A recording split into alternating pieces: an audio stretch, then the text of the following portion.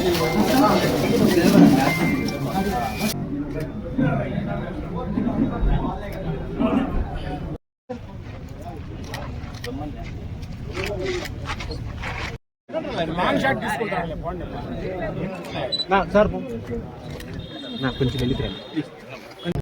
వేమన గారి జయంతి ఉత్సవాల సందర్భంగా రాష్ట్ర ప్రభుత్వం రాష్ట్ర పండుగగా అధికారికంగా నిర్వహించాలనే ఆలోచన గత ప్రభుత్వంలో కూడా జరిగింది. కాకపోతే చాలా మంది ప్రజలకు కానీ రాజకీయ నాయకులకు కానీ తెలియకపోవడం సోచింది. ఎందుకంటే ఆ రకమైనటువంటి విధానంలోనే జరగానే ఈ కార్యక్రమం ఉంది. కానీ ఈ ప్రాంతంలో ఆయన సమాధి కానీ ఆయన సమాధికి అనుగుణంగా అక్కడ టూరిజము హరిత రెస్టారెంట్ కానీ గెస్ట్ హౌసెస్ కానీ కట్టించినటువంటి ఖ్యాతి మాజీ రిటైర్డ్ ఐపీఎస్ అధికారి ఆంజనేయ రెడ్డి గారి చొరవతో జరిగినప్పటి టూరిజం డెవలప్మెంట్ కార్పొరేషన్ ఎండీగాను చైర్మన్గాను ఉన్నారు. ఈ రోజున ఈ కాలంలో ఆ రిసార్ట్ని మళ్ళీ మనం కట్టాలంటే దాదాపు 10 కోట్ల పైన ఖర్చు అవుతుంది. ఇంత అద్భుతమైనటువంటి ఇన్ఫ్రాస్ట్రక్చర్ ఉన్నా కూడా ఎందుకో ఆ ప్రాంతం పూర్తి నిర్లక్ష్యానికి గురైనటువంటి పరిస్థితి. అందులో భాగంగానే కలెక్టర్ గారు మేము ఈ కార్యక్రమాన్ని అధికారికంగా ఎక్కడైతే వేమన గారి జీవ సమాధి ఉందో అక్కడ నిర్వహిస్తామని చెప్పేసి కోరిన వెంటనే పై స్థాయి అధికారులతో కూడా మాట్లాడి ఇక్కడ నిర్వహించే విధంగా అంగీకరించడానికి ఆయన సుముఖత తెలపడం నియోజకవర్గ ప్రజలందరి తరఫున ఆయనకు కానీ జిల్లా యంత్రాంగానికి కానీ ధన్యవాదాలు తెలియజేస్తాం.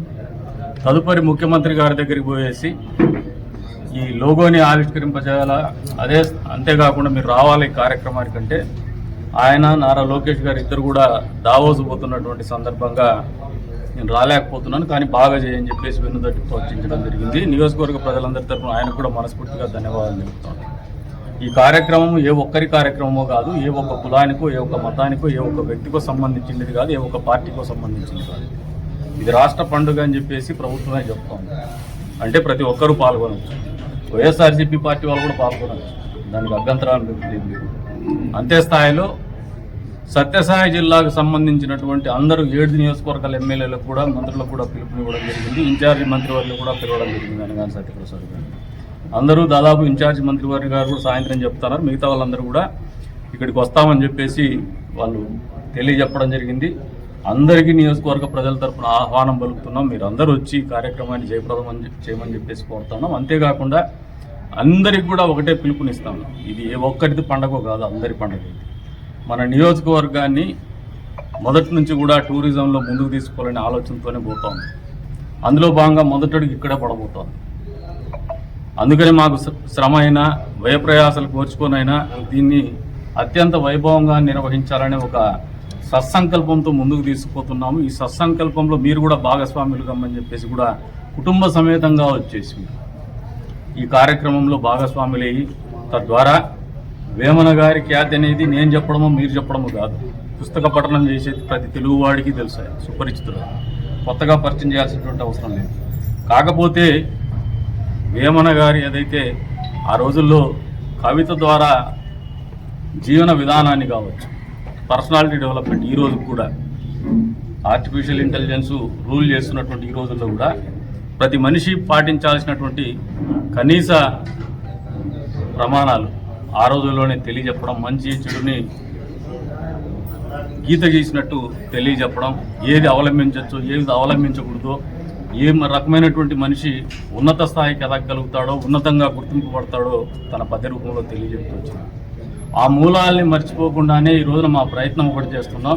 అంతేకాకుండా టూరిజం సర్క్యూట్ మనం ఇక్కడ డెవలప్ చేయాలి, అభివృద్ధి చేయాలని ఒక కాంక్షతో ముందుకు పోతున్నాం. అందుకు కావాల్సినటువంటి మొట్టమొదటి అడుగు ఇక్కడి నుంచే మొదలు పెట్టాలని చెప్పేసి ప్రయత్నం చేస్తాను. ఇది ఒక చిన్న ప్రయత్నం కాదు, ఒక పెద్ద ప్రయత్నమే. భవిష్యత్తులో వచ్చేటువంటి శివరాత్రి కూడా కావచ్చు, పెద్ద ఎత్తున తిమ్మం మరిమాన్ దగ్గర కూడా నిర్వహిస్తాం. ఒక కార్నివాల్ రూపంలో నిర్వహించాలని ఆలోచనకు వచ్చినాం.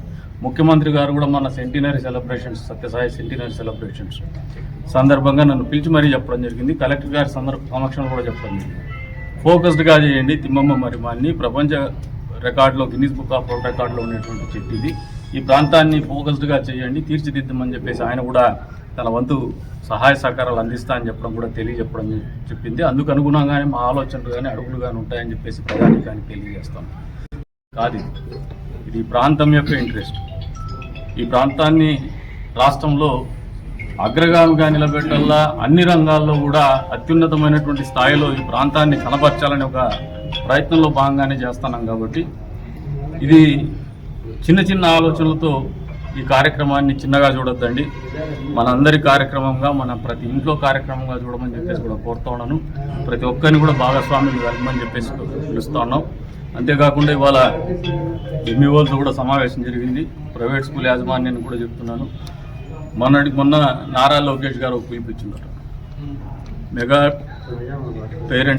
టీచర్స్ పేరెంట్ మీట్ అని చెప్పేసి ఒక అద్భుతమైనటువంటి ఆలోచన. ఓరియంటేషన్ అనేది, సోషలైజింగ్ అనేది జరుగుతూనే ఉండాలి. తద్వారా సమాజంలో అశాంతి ఉండదు, ఆరోగ్యకరమైనటువంటి ఆలోచనలు వస్తాయి, మనము అనే ఒక బలమైనటువంటి ఒక నినాదం వస్తుంది. అందుకు ఇటువంటి కార్యక్రమాలు జరగాలనే ఒక ఆలోచనతోనే ముందుకు పోతున్నాం. కాబట్టి ఈ సదుద్దేశాన్ని, ఈ సత్సంకల్పాన్ని మీరందరూ మనస్ఫూర్తిగా అర్థం చేసుకొని ఈ కార్యక్రమంలో భాగస్వాములు కావాలని చెప్పేసి అందరికీ కూడా ఆహ్వానం పలుకుతాం.